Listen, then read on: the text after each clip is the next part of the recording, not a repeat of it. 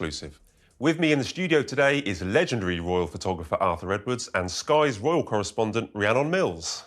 Welcome both. Hello. Thank you. Lovely to be here. Really nice to be here. Rhiannon, am I right? You did have a conversation with Prince Harry about his hopes becoming his parental hopes at one stage a few years ago, didn't you? Yeah. Do you know what? It was amazing. It was that trip that we did to New Zealand. I'd only been doing the royal job for about 3 months, and at the time there was still so much interest in William and Kate, and Princess Charlotte had just been born. There was a general election, and I was like, do you know what?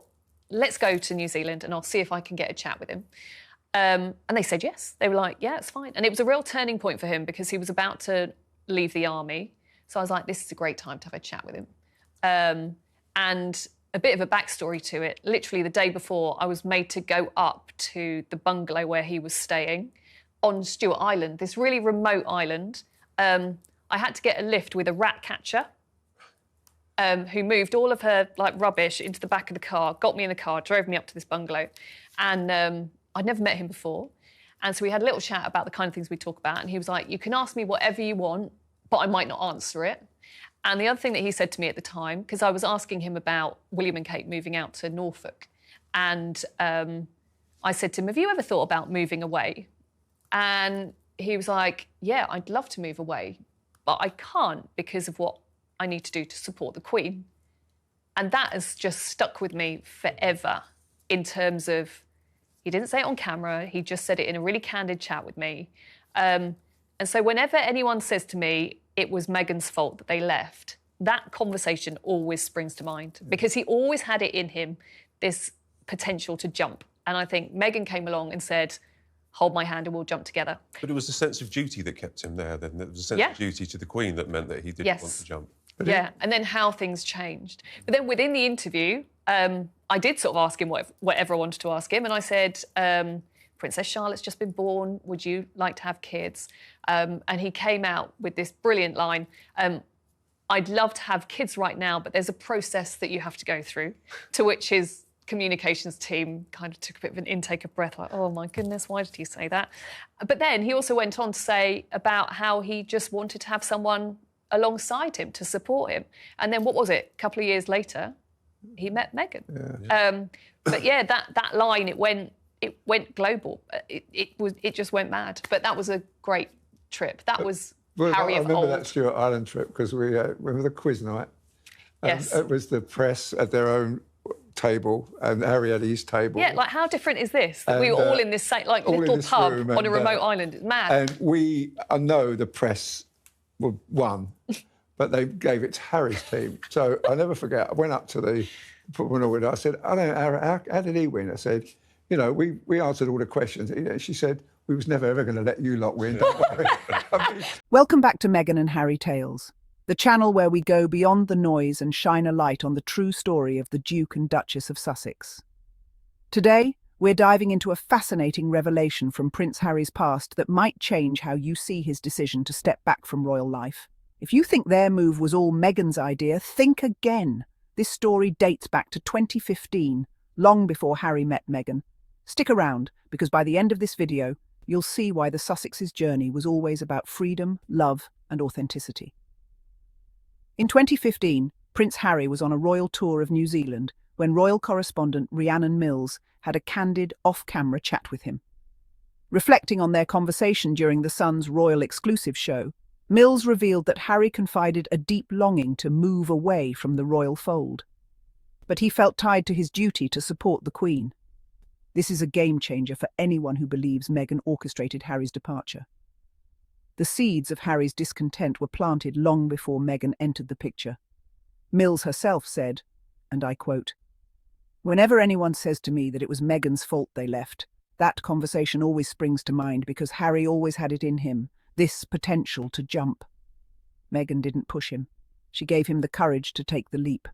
What followed was a glimpse into the prince's heart."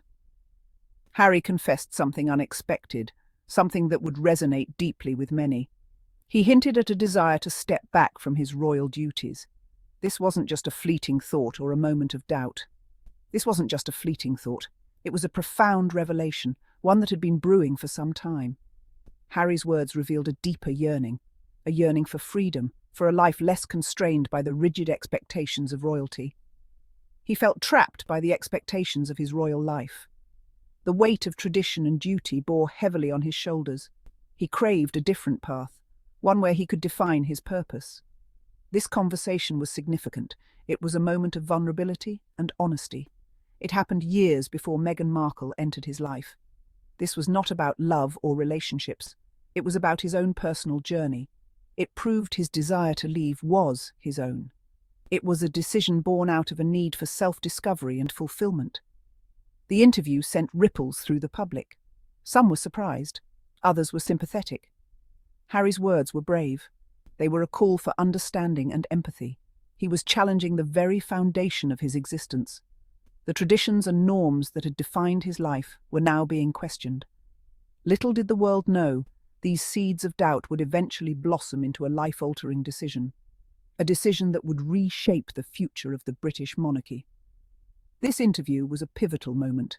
It was a turning point, not just for Harry, but for the entire royal family. It offered a rare glimpse into the mind of a conflicted prince, a prince torn between duty and desire, between tradition and change. It foreshadowed the momentous changes that were to come, changes that would challenge the status quo and redefine what it means to be royal. It was a confession that would change the course of royal history, a confession that marked the beginning of a new chapter, not just for Harry, but for the entire world watching.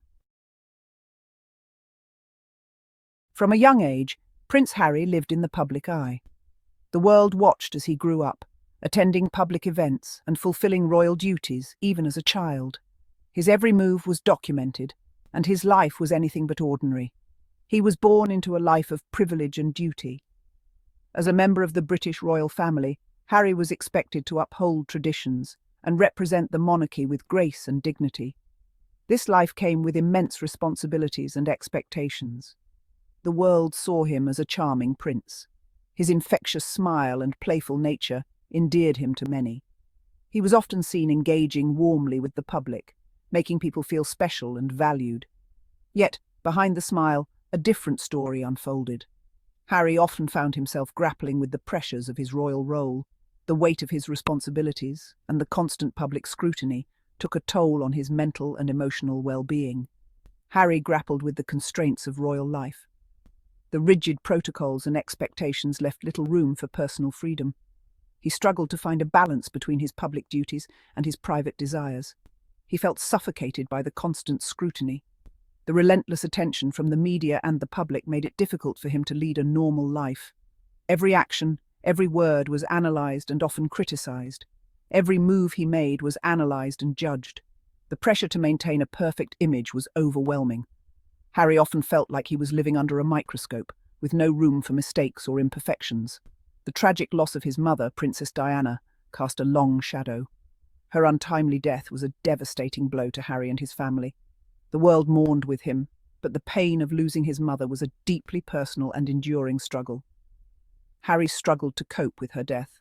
The grief was compounded by the public nature of his mourning. He had to navigate his sorrow while being in the spotlight, a challenge that few can truly understand. The relentless media attention surrounding her life and death was deeply traumatic. The invasive coverage and sensational headlines only added to Harry's pain. He was constantly reminded of his loss, with little opportunity to grieve in private. He yearned for a sense of normalcy that seemed impossible within the confines of the royal family.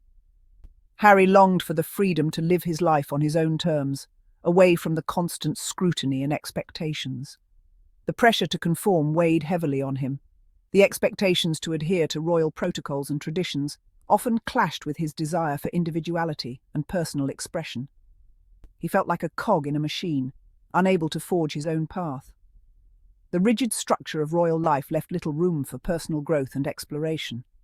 Harry often felt isolated, despite being surrounded by people. He wanted to use his platform for good, to champion causes close to his heart. Harry was passionate about making a positive impact in the world. He dedicated himself to various charitable endeavours, hoping to bring about meaningful change. But he felt restricted, unable to fully embrace his passions. The constraints of his royal duties often limited his ability to pursue his interests and make the difference he aspired to. Harry's struggles were real and relatable. Despite his royal status, he faced challenges that many people could identify with. His journey was a testament to the universal human experience of seeking purpose and fulfillment. He was a young man searching for his place in the world. Like many of his peers, Harry was on a quest to find his identity and carve out a life that was true to himself. But the weight of the crown made his journey even more complex. The responsibilities and expectations that came with his royal title added layers of complexity to his search for meaning and happiness. He longed for freedom, authenticity, and a life lived on his own terms. Harry's story is one of resilience and determination as he continues to navigate the challenges of royal life while striving to stay true to himself. Deep down, Prince Harry harboured a simple desire: to find a partner who understood him. This longing was not just a fleeting thought, but a deep-seated need that had grown over the years. He had always felt a sense of isolation, even amidst the grandeur and the crowds. The life of a royal, while filled with privilege, often left him feeling misunderstood and alone. He longed for someone who could handle the pressures of royal life. The constant public scrutiny, the relentless media attention, and the expectations of the monarchy were not easy burdens to bear. He needed someone who could navigate these challenges with grace and resilience, someone who could stand strong in the face of adversity. He wanted someone who would stand by his side, unwavering in their support. A partner who would be his confidant, his ally, and his best friend. Someone who would share in his joys and sorrows, who would celebrate his victories and comfort him in his defeats. He yearned for a bond that was unbreakable, a love that was steadfast and true. He craved a love that was genuine, a connection that ran deeper than the superficiality he often encountered. In the world of royalty, relationships were often marred by ulterior motives and hidden agendas. He wanted a love that was pure, a connection that was built on mutual respect and understanding. He desired a partner who saw him for who he truly was, beyond the titles and the public persona. His past relationships had been difficult. The pressures of royal life had taken their toll, and the constant media scrutiny had made it challenging to foster a true connection. He had experienced heartbreak and disappointment, and these experiences had left him wary and cautious. The constant media scrutiny made it challenging to foster a true connection. Every move he made was watched, every word he spoke was analysed, and every relationship he had was scrutinised. It was difficult to build trust and intimacy in such an environment. He longed for privacy, for moments where he could be himself without the fear of being judged or criticised. He yearned for a love that could withstand the storms, a partner who would be his rock, someone who would stand by him through thick and thin, who would weather the challenges of royal life with him. He wanted a relationship that was resilient, a love that could endure the trials and tribulations that came their way. He wanted to share his life with someone who embraced both the joys and challenges of his unique position. A partner who would understand the responsibilities that came with being a royal, but who would also cherish the moments of joy and happiness. He desired a relationship that was balanced, where both partners supported and uplifted each other. Harry's desire for a family was equally strong. He often spoke about wanting children of his own, about creating a family that was filled with love and laughter. He envisioned a home where his children could grow up feeling safe and cherished, a stark contrast to the turmoil he experienced in his own childhood. He often spoke about wanting children of his own.